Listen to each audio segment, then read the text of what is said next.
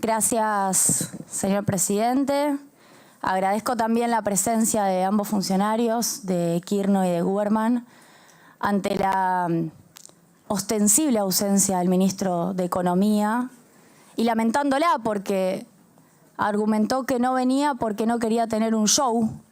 Y la verdad es que lo que vengo escuchando de mis colegas de Unión por la Patria, también del Frente de Izquierda y seguramente de quienes les toque intervenir después, son una serie de análisis y de preguntas muy precisos. Así que realmente es una pena no escuchar al ministro de Economía, pero valoro desde ya la presencia de parte de ustedes. También tengo muchas preguntas, así que comienzo y hago mías muchas de las participaciones que hicieron mis compañeros de bloque hace un minuto. El corazón de este presupuesto es la regla fiscal, ¿bien? Es una regla fiscal que establece que si hay más recaudación, en todo caso, será superávit fiscal para reducción de impuestos, pero no será para devolverle los medicamentos a los jubilados gratis, por ejemplo, y que si hubiera menor recaudación en relación al gasto previsto o estimado en el presupuesto, habrá la aplicación de la regla fiscal, que significará, según lo que dijo el presidente Milei, nos lo dijo a los diputados y a las diputadas allá aquel domingo, 15 de septiembre, habrá ajuste. ¿De qué cosa? De las partidas que se autodenominan discrecionales, porque se protegerá lo automático. La pregunta que yo le hago, pero que no es mía, que nos han hecho centenares de grupos que defienden la salud, que defienden la ciencia, que defienden la educación, es ¿qué es discrecional y qué es automático? Yo les pido, y como una información, y lo incluyo al presidente de la comisión, expert, que nos remitan cuáles son las partidas que no están cubiertas, que no están consideradas como automáticas. Un detalle, porque esas son las partidas que sabemos que van a quedar expuestas a la intemperie frente a cualquier escenario, por ejemplo una devaluación. Que tan solo moviendo el tipo de cambio, como bien decía el secretario de Finanzas, tenemos deuda indexada, es decir, que se mueve con el valor del tipo de cambio. En algún caso también se mueve de acuerdo al SER, por ende se mueve con el tipo de cambio y con la inflación. Eso aumentará servicios de deuda, eso aumentará entonces lo que se come el resultado financiero de la recaudación y reducirá lo que queda para gasto primario. Bueno, ¿cuál es el detalle de esas partidas? Realmente es una información no para mí como diputada, sino para la sociedad que está afectada 100% por una regla fiscal que va a ser aplicada. Si es que este presupuesto se aprueba con este artículo que es imposible de apoyar así como está planteado. Y en segundo lugar, supongamos que esto es así como un sálvese quien pueda. Es decir, hay una proyección de recaudación que no se cumple por algún escenario, o por algún escenario hay más pago de interés de deuda que el esperado y se reduce la plata para atender el gasto primario tal cual presentaba el licenciado Guberman. ¿Qué se ajusta primero y qué se ajusta después? ¿Cuáles son las prioridades adentro de la regla fiscal? ¿Quién pierde primero? La discrecionalidad tan enorme que tiene este presupuesto establece que eso ni siquiera pasa por acá. Eso es una decisión del presidente, es una decisión del jefe de gabinete y seguramente de los equipos de Hacienda. ¿Quién pierde primero? ¿A quién le hacemos pagar los platos rotos? ¿Primero recortamos el sueldo de los policías o primero le sacamos, cerramos otro hospital luego del cierre del Bonaparte? ¿Cómo es esa sucesión de quién se salva?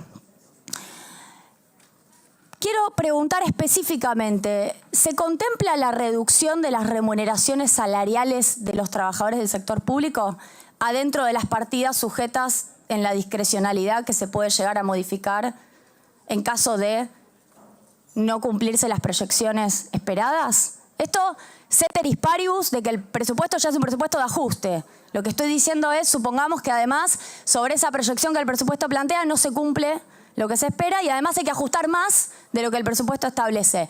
¿Cómo funciona el mecanismo? Explíquennos cómo funciona el mecanismo. Y no puedo dejar de detenerme en esto porque el presidente Milei y obviamente el ministro de Economía dicen: no se preocupen que nosotros vamos con una regla muy clara y muy transparente. Lo automático se preserva, tranquilos. Solamente vamos a tocar lo discrecional. Por eso mi primera pregunta es: ¿qué es lo discrecional?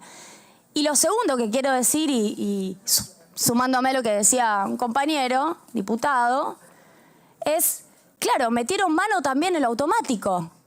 En el párrafo que sigue, ¿no?, de argumentar la regla fiscal, le sacan el carácter móvil a las asignaciones familiares. Les pido que confirmen que efectivamente esto ocurre, artículo 68 del presupuesto.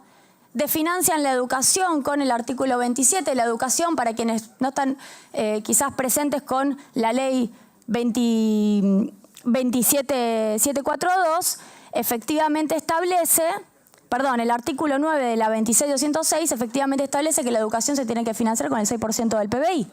Bueno, derogan eso. Derogan también que el Sistema Nacional de Ciencia, Tecnología e Innovación, razón por la cual también hubo movilización el día de la defensa de la educación pública, no solo por las universidades, sino también por el sistema científico. La ley 27614 establece que se tiene que destinar el 0,45% del PBI. Eliminan eso en el presupuesto, es decir, la regla es una trampa. Te digo, voy a cumplir esto, pero después te saco la automaticidad de algunos gastos. Sigo, la educación técnica, me tocó recibir a pibes y pibas de escuelas técnicas que incluso reclaman por mejor y más equipamiento para poder aprender. Bueno, eliminan la 26058 que establece que el 0,2% de los ingresos del sector público nacional tienen que financiar las escuelas técnicas. Otra trampa más. Eliminan las Fuerzas Armadas para la Defensa. Es muy divertido si uno se pone a reír, si uno se quiere reír de las cosas. A mí me genera mucha preocupación porque la ministra Bullrich tiene en este Congreso un proyecto para que las Fuerzas Armadas se aboquen a tareas de seguridad interior, pero en el mismo presupuesto 2025 desfinancian el equipamiento de las Fuerzas Armadas. Pónganse de acuerdo. ¿Qué queremos hacer? Sigo. El artículo 21 sobre obligaciones del mercado eléctrico mayorista, quiero consultarles. Aparentemente solo harían un pago al complejo hidroeléctrico de Salto Grande. No queda claro qué pasaría con el resto del sistema hidroeléctrico, cómo el Tesoro va a afrontar esas deudas que tiene. Esto en virtud de esta regla fiscal. Yo quiero recordar que la Corte Suprema de Justicia de la Nación en el año 2002, a colación de la Ley de Déficit Cero del año 2001, declaró inconstitucional en el fallo Tobar precisamente la Ley de Déficit Cero porque hubo una demanda de un trabajador, Tobar, planteando que no estaba garantizado su derecho constitucional en términos salariales porque la Ley de Déficit Cero planteaba un nivel de discrecionalidad elevado para el Poder Ejecutivo. Quiero preguntarles, supongo que lo habrán conversado al momento de armar el presupuesto, este es un antecedente jurídico relevante, ¿qué opinión tienen, qué opinión les merece que este fallo del año 2002 haya planteado que esta discrecionalidad se daba de bruces con la propia Constitución Nacional? Paso al segundo capítulo que tiene que ver con datos de recaudación. Sigo con el doctor Guberman. Obviamente los derechos de exportación aumentan 100%, usted hizo referencia a eso. Yo quisiera, si es posible, más desarrollo, porque negaron un aumento de la alícuota, niegan también, porque el presupuesto no lo plantea, una devaluación, el movimiento del tipo de cambio es del 18,3% el año que viene. ¿Cuál es la magnitud del adelanto de exportaciones de 2023 para 2024 como para explicar un salto de derechos de exportación de 100% del 24 al 2025? Si nos pueden dar números, tuve que andar rastreando por Twitter los retweets de Caputo para entender. A mí me parece que esto merece un desarrollo en el propio presupuesto, porque sabemos, nuevamente, con una regla fiscal se llega a mover un poquito lo que se espera en materia de derechos de exportación y la pagan los médicos, la pagan los trabajadores del sector público, la pagan las asignaciones familiares, que además las desindexan, la paga la educación técnica. Es decir, no es broma, no es que me interesan solo los numeritos, es lo que se pone en juego si la regla fiscal se aprueba. Bienes personales. Se estimaba 1 billón de recaudación para el 2024, pero la recaudación de bienes personales viene bien para el gobierno, de 1,8 billones. Asumo que esto tiene que ver con el régimen especial, que tiene que ver con el blanqueo. La pregunta es, ¿esta estimación que claramente se ve modificada en el 2024, atenta contra la recaudación 2025 de bienes personales? ¿Qué recaudación vamos a tener el año que viene? Porque si cae, precisamente porque hay adelantamiento por el régimen que se votó, en donde se paga todos los 5 años juntos ahora, pero va en detrimento de la recaudación futura. Bueno, ¿qué pasa con la estimación de recaudación? ¿Por qué cae la recaudación de IVA? Quiero pedir un detalle. Cae 0,1% del PBI, los datos que mostraban recién en la tabla. También la recaudación de IVA es el principal impuesto, es relevante a este efecto. Y la razón del aumento del monotributo, 128,9% real. ¿Cuáles son los supuestos detrás de ese aumento del monotributo en cantidad de monotributistas o posiblemente en alguna modificación de actualización de los valores? Todos los supuestos que hacen a la recaudación son altamente sensibles. Quiero avanzar con el tercer capítulo, que es el capítulo deuda, en dos partes. En primer lugar, hablaban de la deuda debajo de la alfombra, es decir, ustedes se refirieron, el señor Kirno, a la deuda escondida debajo de la alfombra, es decir, en el Banco Central, como pasivos remunerados. Y lo que uno identifica cuando encuentra el pasaje de los pasivos remunerados a LECAPS y luego LEFI es precisamente la conversión de un cuasifiscal a fiscal, sacando del Banco Central títulos que ahora están en el Tesoro. Es decir, que ahora los tenemos que afrontar con superávit el conjunto de los argentinos. Y eso, además, tiene el agravante de que queda debajo de la línea, en el AIF, es decir, en el esquema ahorro-inversión financiera, es decir, esa capitalización de intereses, de repente el Congreso tiene que autorizar que se rolee o que se refinancie a partir del 17 de julio del 2025. La pregunta que hago es, al finalizar el año 2025, ¿cuál es la estimación final del tamaño de esa deuda de índole fiscal que asumió el Tesoro? Las estimaciones privadas son en torno al 3% del PBI. Sigo. 11,7 billones es el pago de intereses de deuda, estimados según el presupuesto, tanto intra como extra sector público. ¿Qué apertura se puede hacer de este pago de intereses? ¿Cómo se compone? Nuevamente, los servicios de deuda varían por el tipo de cambio, en una economía que tiene deuda indexada de distintas formas. Y quiero avanzar, obviamente, en la enorme preocupación que nos genera por la violación de las normas básicas de la institucionalidad del Congreso y por la propia Ley de Administración Financiera, la 24.156, artículo 65. ¿Qué dice el artículo 65 de la Ley de Administración Financiera? Lo voy a leer. Dice: el Poder Ejecutivo Nacional podrá realizar operaciones de crédito público para reestructurar la deuda pública mediante su consolidación, conversión o renegociación en la medida que ello implique un mejoramiento de los montos, plazos y o intereses de las operaciones originales.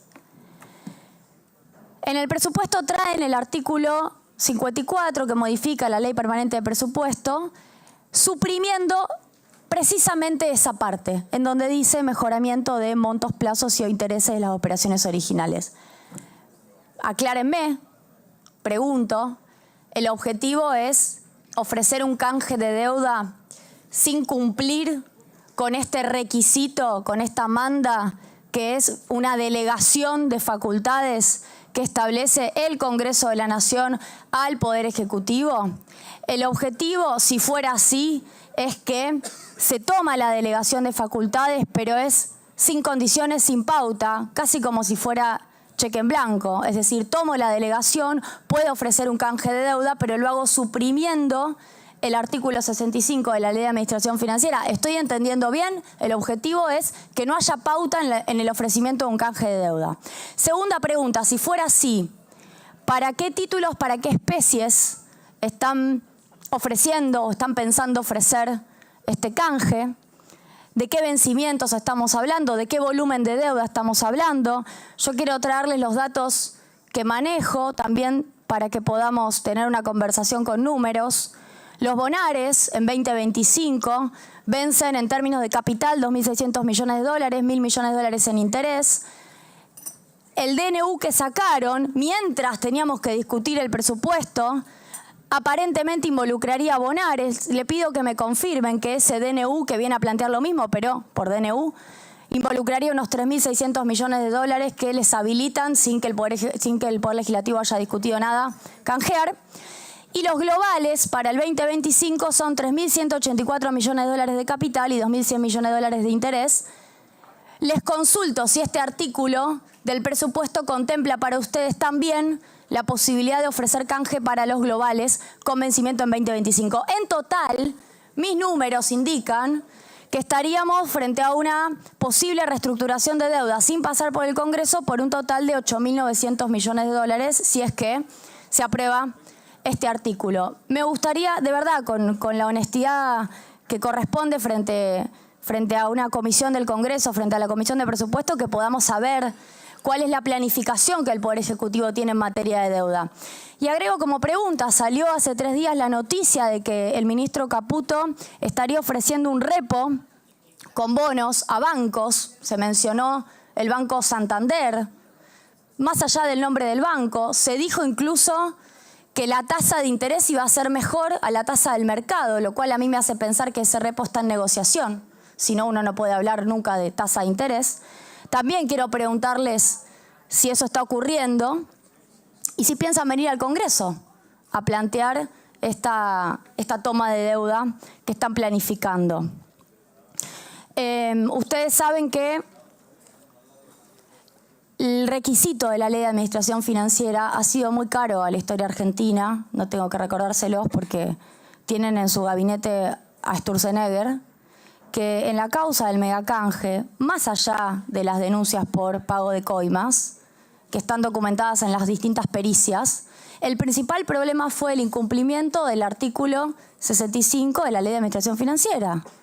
Vi por más temprano a gente de la coalición cívica, recuerdo a Elisa Carrió en su momento, allá en el año 2001, plantear que estos requisitos eran una forma de cubrir a los argentinos de un aumento de deuda todavía mayor, por lo que decía más temprano un colega de mi bloque, puede haber un aumento de los cupones, un aumento de la tasa, puede haber una extensión de plazo, puede haber un sostenimiento del capital y eso empeorar el valor presente neto de la deuda, por ende, aumentar el tamaño de la deuda para los argentinos, es decir, hacer una reestructuración que nos perjudica, no que nos ayuda. Si el Congreso le va a delegar estas facultades, si vamos a votar el artículo 54, del cual yo obviamente estoy en contra, mínimamente merece explicaciones de qué es lo que quieren hacer. En relación al resto de los rubros, y nos vamos a las variaciones del gasto, voy a Guberman nuevamente, la verdad es que es un problema comparar el presupuesto 2025 con el presupuesto 2024, considerando que el 2024 ya tuvo un ajuste. Es decir, estamos en el subsuelo del subsuelo, más abajo hay petróleo. Es decir, no terminamos de tener el ajuste del 24, que ya estamos para el ajuste del 25. Quiero chequear estos valores con el doctor Guberman. En salud, el presupuesto del Ministerio de Salud se reduce en 2025 de 18,2% con respecto al 24. Se recorta, por ejemplo, acceso a medicamentos, insumos y tecnología médica, 14%, ahí con respecto al 23. El Hospital Bonaparte, miren, el informe del CEPA lo hicimos antes de que cierren el hospital. Tiene 29,6% menos de recursos en términos reales que en el 23 y 4% menos que en 2024. Es decir, si uno mira el 24, contra el 24 dice el ajuste es solo de 4. Pero si lo comparás con el 23, el ajuste consolidado es de 29,6. El Instituto Nacional del Cáncer, donde reducen la cantidad de personas abordadas en el instituto, otorga en el 25 respecto del 24 0,7% más de recursos, pero cae 47,5% respecto del 23. En este caso hay una consolidación del ajuste fenomenal que, de cumplirse la regla fiscal, puede terminar en un segundo ajuste. En educación y cultura, 1% menor que 2024 y además 45% menor que en 2023. El programa Innovación y Desarrollo de la Formación Tecnológica, que tiene políticas educativas, cae 22% respecto a 2024 y 68,4% respecto a 2023. Vamos a Ciencia y Tecnología. Aumenta el presupuesto, 4,6 en 2025, pero cae 32,1 respecto a 2023. ¿Por qué? Porque el ajuste ya lo hicieron.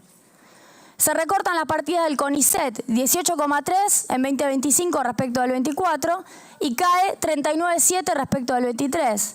La Agencia de Promoción de la Investigación, Desarrollo Tecnológico e Innovación, 65,8% respecto al 23. Miren, mañana tenemos una jornada importante porque se confirma o se cae el veto del presidente Milei a las universidades nacionales. Yo quiero recordar que esa es una ley que establece actualización por inflación para el 2024. El 2024 lo hemos harto comentado, tiene caídas horribles de presupuesto en todas las universidades. Ahora, ¿saben qué pasa? En el 2025 el presupuesto también plantea caídas de 5,2% promedio en todas las universidades. Quiero leer algunas, porque los que vamos a votar mañana para que se caiga el veto de Milei, también peleamos acá para que este presupuesto no vuelva a ajustar a las universidades también en 2025. Por ejemplo, la Universidad Nacional de Avellaneda. En 2024 ya viene sufriendo, estoy hablando del devengado, es decir, con los aumentos que le dieron, una caída real de 29,3. Y el año que viene, además, vuelve a caer 8,2. La Universidad Nacional de Catamarca, la tengo acá mi compañera Ginocchio, 33% cayó en el 24, 3,8% cae nuevamente el año que viene el presupuesto. La Universidad Nacional de Córdoba, 33,4% cae en 2024, cae nuevamente 3,8% en el 2025, comparando el devengado del 24, lo que va a ocurrir en el 25, con la inflación que ustedes mismos plantean en el presupuesto. Universidad Nacional de San Martín, 39,3 en el 24, vuelve, miren, aumenta 1,2 en el 25 la Universidad de San Martín. Es decir, luego de el palazo de 40% de caída, le dan 1,2 de leve mejora el año que viene.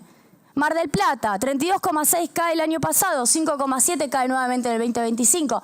Quiero cerrar, Universidad Nacional de Rosario, 30,8 se ajustó el año pasado, 7,7% se vuelve a ajustar el año que viene. Les quiero decir a mis colegas, diputados y diputadas, el debate presupuestario de las universidades nacionales es con el presupuesto 2025 también, ¿eh? Porque les digo otra cosa, la caída promedio de 5,2% es precisamente contando un 2024 sin la ley que mañana queremos insistir. Si mañana le ganamos el veto a Milei, la caída en 2025 es más profunda, porque va a ser un presupuesto de más ajuste que el que ya es en el 2025. Voy cerrando. Por último, quiero cerrar con las provincias. Acá se ha planteado, el presidente lo dijo el presidente de la Comisión de Presupuestos, dijo las provincias tienen que ajustar. Bueno, usted, expert, lo corrigió a Milei, porque Milei dijo 60.000 millones de dólares y usted dijo está mal, son 20.000 millones de dólares. Un poco preocupante que se manejen cifras tan disparatadas dichas por el primer mandatario de la Argentina. Las provincias ya están siendo ajustadas en este 2024 y quiero leer algunos valores. Ustedes saben que el gobierno nacional ha recibido hasta ahora tributos que no son coparticipables, entre ellos el impuesto país y obviamente los aduaneros que no se coparticipan, se pueden establecer fondos como el Fondo Federal Sojero, pero derechos de exportación e importación no se coparticipan. Mientras la recaudación viene cayendo para el gobierno nacional por la tremenda recesión en torno al 8%, todos los meses del año caídas muy fuertes. Para las provincias, esa recaudación, que es la coparticipación de los impuestos nacionales coparticipables, viene cayendo en torno al 20%. Todos los meses de este 2024. Sobre ese ajuste, les quiero poner un ejemplo. En el mes de julio, la recaudación nacional cayó 8,2 y la recaudación de las provincias cayó 18,4. Es decir, de 8,2 que cae al nivel nacional, 18,4 las provincias. Sobre este ajuste, ustedes plantean 20.000 millones de dólares, vamos a tomar la cifra de expert, 20.000 millones de dólares más que tienen que poner las provincias. Bueno, todas las preguntas, ¿cómo, cuándo, dónde? ¿Qué quieren hacer? ¿Cómo lo quieren hacer? Realmente no se entiende. Y si son frases disparatadas, que luego hay que poder ubicar en tiempo y espacio, está bueno también que lo digan. No, bueno, no estábamos pensando eso, en realidad es otra la magnitud. Dos últimas preguntas y con esto cierro. ¿Dónde está el bono? ¿Dónde está el bono? ¿Es la partida complementos a las prestaciones previsionales? ¿Confirman que el bono se sostiene en 70.000? Es decir, confirman el congelamiento del bono. Es decir, confirman que la ley que nosotros insistimos y votamos era para que el bono no se congelara y el veto fue para congelar el bono y licuar a la mínima. Y por último, ¿cómo explican el recorte 40% real de las pensiones no contributivas por invalidez laborativa, considerando, corríjanme, que esto debería moverse por fórmula de movilidad? Tiene un recorte que no tiene orden de magnitud con la fórmula que las ajusta, a menos que estén pensando en alguna modificación en la cantidad de personas que no está plasmada en el presupuesto. Muchas gracias.